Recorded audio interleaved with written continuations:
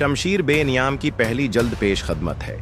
दूसरी जल्द में ये ईमान अफरूज दास्तान मुकम्मल होती है। खालिद बिन अल वलीद इस्लाम की वो शमशीर थे जो कुफ्र के खिलाफ हमेशा बेनियाम रही।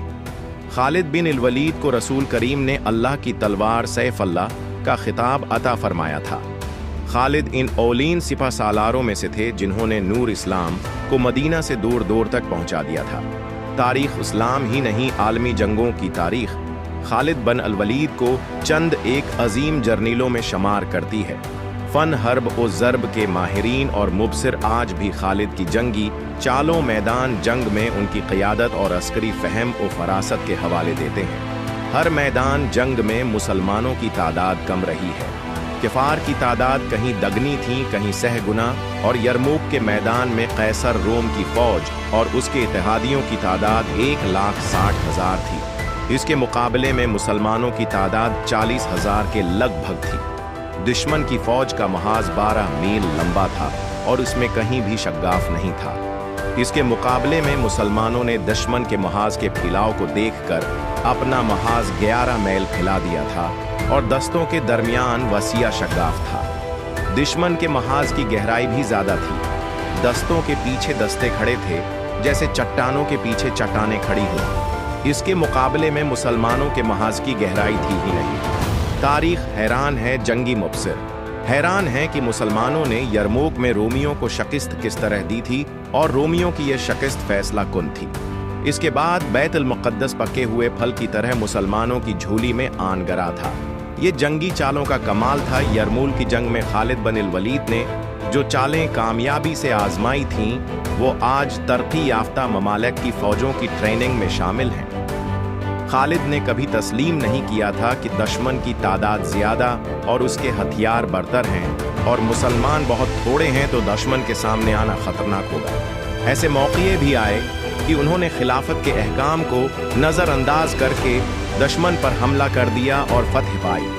ये ईमान और अज़्म की पख्तगी का करिश्मा था।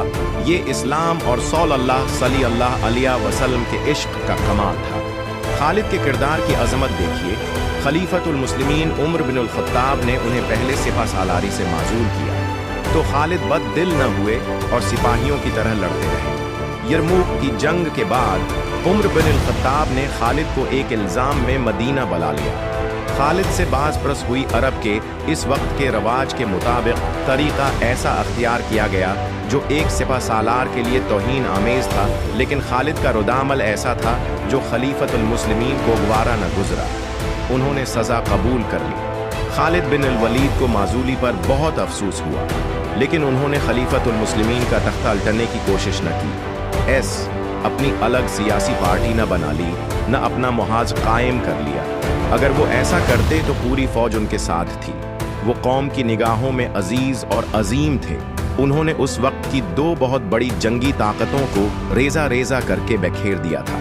एक थे ईरानी आतश प्रस्त और दूसरे रोमी थे। खालिद ने उन्हें पे दर पे शिकस्तें देकर इराक और शाम को सल्तनत इस्लामिया में शामिल कर लिया था, लेकिन उन्होंने खिलाफत के खिलाफ एक लफ्ज न कहा। उन्होंने अपनी अजमत को नज़रअंदाज करके खलीफतुल मुस्लिमीन की अजमत का ख्याल रखा। खालिद क्या थे और उन्होंने इस्लाम को क्या दिया और आज के मुसलमानों को उन्होंने क्या वर्सा दिया, ये आप इस दास्तान शमशीर बे नियाम की 2 जल्दों में पढ़ेंगे। इस्लाम की तारीख़ के साथ बहुत ज़्यादतियाँ हुई हैं। मुख्तलिफ मूर्खों और बाद के तारीख़ नवीसों बाज़ वाक़यात को गडमड कर दिया है। एक ही वाक़या कई तरह बयान किया गया है। यहाँ तक धांधली की गई है कि बाज़ वाक़यात तासुब और फ़र्क़ा बंदी के ज़ेर असर गलत रंग में पेश किए गए। तासुब से ये न समझिए कि उसका मज़हरा गैर मुस्लिम मूर्खों ने किया है। ये तासुब और दुरोग मुसलमान तारीख़ नवीसों में पाया जाता है। हर वाक़या को सही अंदाज में पेश करने के लिए हमने बहुत से किताबों से मदद ली और छानबीन की है और तहक़ीक़ करके हर वाक़या लिखा है। ऐसे मकामात भी आए कि हमारे लिए फ़ैसला करना मुश्किल हो गया कि सहीह क्या और मफरूज़ा क्या है। हमने जांच पड़ताल करके फ़ैसला किया कि सहीह क्या हो सकता है। हम जानते हैं कि हमसे इख्तिलाफ़ किया जाएगा, लेकिन ये इख्तिलाफ़ छोटे छोटे और गैर अहम वाक़यात में होगा। जिस अंदाज से हमने ये दास्तान शुजाअत लिखी है उसे तारीखी नावल कहा जाता है, लेकिन ये इन तारीखी नावलों में से नहीं जिनमें अफसानवी बल्कि फिल्मी रंग भर दिया जाता है। ये तारीख ज़्यादा और नावल न होने के बराबर है। हमने खालिद बिन अल वलीद और उनके तमाम हम असर सालारों को आम इंसानों के रूप में पेश किया गया है। उन्हें आसमान से उतरे हुए सब्ज पोश नहीं बनाया, न उनसे ऐसे मौजज़े कराए हैं कि उन्होंने नारा लगाया और दुश्मन दम दबा कर भाग गया। ये कहने की ज़रूरत नहीं होनी चाहिए कि ये किताब हर घर में मौजूद होनी चाहिए। ये दास्तान हमारी रवायात का मजमुआ है। आज जबकि तफरीही और अखलाक सौज कहानियों ने मुसलमानों की औलाद को पटरी से उतार दिया है, ये किताब जो हम शमशीर बेनयामिज़ के उन्वान से पेश कर रहे हैं अपने बच्चों को पढ़ाएं।